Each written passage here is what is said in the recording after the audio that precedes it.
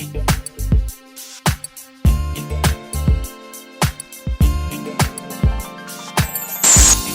everybody, it's your girl Char, the Super Chick. I want to thank you all for tuning in. And guess what day it is? Hump Day! I want to thank you all to the evening wind down. Make sure you guys are logging on. Go to www.spreaker.com. Check us out. Also go to Facebook, Taniska to One. Go to Instagram, Beautifully Beautiful. But you can always find me on Taniska to One. That's all you got to do. And if you guys want to listen to the show, all you have to do is say, hey, Alexa, take me to the evening wind down with Char. And also make sure you guys are inboxing us. Get into the chat room. Talk to us. Let us know what you think. And the phone lines are open. Phone number is 615-775-7400. Make sure you give us a call. Let us know what you guys are thinking, what you guys are sipping on. It is Wednesday. You know, we always have a beverage each and every Wednesday. Unfortunately, today, I don't have anything. So I guess I'm going to be drinking some water. That's crazy, right? Yeah. Drinking water. Which I do have some wine. I do have some wine, but you know what? I'm going through this thing where I'm like, you know what? I'm not going to drink during the week. But I'm going to make an exception for wine. And today is just, so whatever you guys are sipping on, make sure you hit me up. Let me know what you're sipping on. Take a picture. Put it on my Instagram. Actually, take a picture, hashtag the evening wind down of what you guys are winding down to. Put it in my inbox. Post it on my page. Whatever it is. Also, you can go to TT's page. It's TETE. Let us know what you guys are winding down to on this lovely Wednesday evening. So, drum roll, please. All right, y'all. So, like I said, we talk about a lot of serious stuff. We talk about some funny stuff. And real quick, off the record, I want to tell you guys we appreciate the feedback that we've been getting from the shows and the love that we've been getting. So, you guys keep that up. Make sure you keep liking, keep sharing, keep doing what you do. Right? Right, yeah. All right, so we are going to be talking about that is not right. See, Titi always comes in at the last minute. Instead of her saying what she want to say, she'll slide something to me and tell me to say it. No, but you guys, you can go to my Facebook page. The topic is on my Facebook page. Char Taniska, that's CharTyniska. Go to the topic, comment on it. Topic is, how do you walk away from a dead-end relationship? Yeah. So I was going to say, and when you know it's over, all that stuff, I didn't do that. I just said, how do you walk away from a dead-end relationship? And I think we've all been in that situation to where the relationship is just, I've grown out of you, you've grown away from me. I think it may be a point to where some people may have children and you're just stuck. So, ladies and gents, that's what we're going to wind down to tonight. Okay. We're going to talk about how do you walk away from a dead-end relationship. Me, I would want to remain cool with you, but it don't always seem like. No, it don't. It don't always go like that. Right. Like that. So that's where we are. Well, was you trying to show me something? Yeah, no, it just had a couple of texts already. Oh, okay. See what I'm saying? We loving the feedback. Make sure you guys give us a call too, because when I tell you the call about the man crawling away and seeing his eyes in the window, crying like a girl, I was like, hold up. Yeah, but that's off the topic. I'm always jumping off the topic. But anyway, all right. So I guess I'll start since y'all say I'll be whatever. I'm being goofy. It's hard to walk away from a relationship even when it's at its dead end. Even when we just get in the bed, we don't talk, we don't do nothing, come in the house, we don't speak. That's when it's pretty bad. If we're living in the same house and it's just like, hey, and you go your way and I go my way. And we may not even talk to each other for 30, 40 minutes. It's pretty bad. It's at the end of it. But a lot of times we'll stay there because we're comfortable. Yes. We may have assets, or we may have. Some people just don't want to start over, right. And I've heard this a lot from women in relationships that are so bad. Dang on well, you shouldn't be in a relationship. You may be getting abused. You may be, cheated on, and you finding this out. But the first thing you say is, "I don't want to start over." Yeah, so I think for some, that's the biggest, halt is just overthinking the situation rather than doing it. Right. Yeah. So I think for me. I've been in that situation more than once. Yeah. I'm 43, so I'll be 43. Yeah. Knock on wood. But, yeah, I've been in that situation, and I was there. Like, what am I going to do? Where am I going to go? I got to start over. Then I'm going to be by myself, paying all these bills.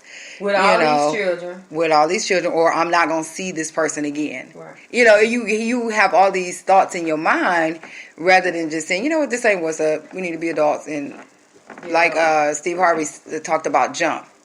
You got to do it. Yeah. So that's my, first take on it. Yeah, and I think, once a relationship gets to a point to where you are literally hating yourself along with whatever issues that you have with that other person, like that's way too far. Mm-hmm. Because no matter what type of relationship you're in, you should always love yourself first and foremost. Right. And then, because like RuPaul says, if I can't love myself, how in the hell I'm gonna love somebody else? That's true. It's not possible. And I think a lot of times we will, like you said, we'll hold on to the relationships just because of the convenience, or I might not find nobody better, or just a lot of silly reasons. But we have to first start off loving ourselves and knowing that we deserve better. Yeah, you gotta know your worth. That's true, but it's really hard. It's hard. Even first thing we say as women is, I love me, but if you really think about it, you don't. Some of the stuff that we accept, you wouldn't accept, right, if you actually naturally, truly learned how to love yourself. Mm-hmm. So that's another reason why I think some people, men and women, because see, men. Now, men, they may gain a little weight. They may not have the same job they had at the time. And then the first thing is, who's going to want me? Right. I ain't got the same swag as these younger guys. So I'm going to just stay right here, even though it's not benefiting me anything, Mm-hmm. So, you're right. You do have to start loving yourself first. And that comes from the inside out. Yeah, that's true. So what's going to make you really love yourself? What techniques can you do? You got to get to know yourself. That's true. It takes being by yourself, be by yourself and get to know yourself. And then once you get to know yourself, then you'll be able to love somebody else. And I'm with you. How can you love somebody if you don't really truly love yourself? So, right. Sit down, meditate, talk to God. And if you have friends that you can trust and talk to them. Talk to the ones that are in relationships. Right. Not these non. Right. Yeah. Don't go talk to Betty Jo and she been single for 45 years. Yeah. And them, but you know what? Them be the main ones trying to tell somebody what to do. What to do. How in the world you telling me what to do and you ain't even been in a relationship and God knows when. Right. And then a lot of times too, a lot of us fear just being alone. And sometimes that's exactly what it takes for you to love yourself. For you to get to that point to where you can get in a fruitful relationship. Yeah. You got to take that time, and it might mean being by yourself, right. And that's okay. There's nothing wrong with that. But a lot of us, look at it like, well, absolutely not. I won't go through a time period of being alone, right? Or they got that mentality: a piece of a man is better than none at all. Yeah. Mm-hmm. What Betty Rice said. Yeah. How she said? I forgot because it was crazy. It was nonsense, but. I don't want a piece of man. If I can't have a whole man. Right. I'm with you on that. Throw the whole man away. Throw him away. Yeah, just sit down and think about it. Back in the days, they used to say, well, I weigh the good and the bad. But sometimes the good might seem good, but that bad, you be trying to narrow it down. Well, he hit me, but at least he didn't hit me in my face. Or I'm the same way. I did something to make him mad. And quit blaming yourself. Yeah. That's true. And then too, a lot of times we lose ourselves in the relationship. That's true. If you're like this person, this outgoing, fun, loving person or whatever, and then you get in a relationship and you don't even hardly speak to people. Yeah. That's like something that's so drastic that you being with that person shouldn't take over who you are. Mm-hmm. You should still be, an individual. There are some things that I think you should change and adjust for a relationship. Every relationship is different. But, just to lose yourself completely, that kind of puts you. But to be honest, usually when we meet a guy, and there's nothing wrong with pulling back a little bit, getting to know that person, so you don't hang out as much and you don't get the girl outings as much, But like you said, don't cut them off. What you do is you give this man, and now it's all about that. You ain't doing the same things you used to do. And even when the relationship is at a dead end, you done ran off all your friends because you was acting funny. You know what I mean? Yeah, and so now it's kind of like you're depressed, you're sad, and we get so angry when we in a bad relationship. Have you noticed that you mad at the world? You just like, what this, you know? You can only be mad at yourself. Yeah, but we know you actually instinct. Everything bothers you. Everything somebody said bothers you because you know you're in this bad relationship and you just there and you don't want to have the guts to just go, and you're taking that out on everybody. And That's that true. you know, so I guess we need to talk about how when you know it's there, what do you do instead of staying? When you know what's there. The end. You're at the end. When you know you're at the end, and you gotta figure out, is it worth me staying? I mean, to the end, to some people it may mean, well, we don't sleep together, we don't talk together, so we know it's the end. But then you got some who, you know, their end is different from everybody's story is different. So you just gotta figure out how far are you gonna let it go? Yeah, that's about it, basically. That's true. How far are you gonna let it go?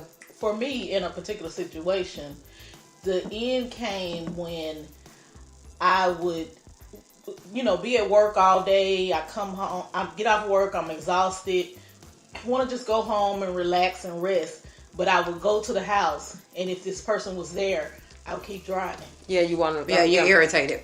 You don't want to see them. They make you sick. Yeah. I would keep like, oh my God, driving. why can't they just hang out? Go somewhere and sit in a park or do something else. That's the end for real. To be there at the same time, you know, and I, like I said, that's too far. But what point did you really say to yourself, like, you know what, I'm not gonna keep depriving myself of going home, relaxing because this knucklehead is here. I'm gonna end it. It took a minute, even after that. So that's what I'm saying. You know, a lot of times we let it go way too far. You know, I feel like it should have never gotten to that point. Yeah. You know, it should have never gotten to that point to where you don't even want to go to your own home. And I also think if you at that point and you're still having sex, I think you need to cut it off because you can't walk away. Yeah, that's true. But you got people who want to get away, but then you're still having sex. You know what I'm saying? So it's hard. It's like, well, I feel that he loved me, Mm-hmm. You know, because y'all having sex. And the emotions. Right. But then when it's over, it's back to how it was. So, yeah, I'm like, if you want to cut it off, you got to cut the sex off, period. Yeah. I agree. I totally agree.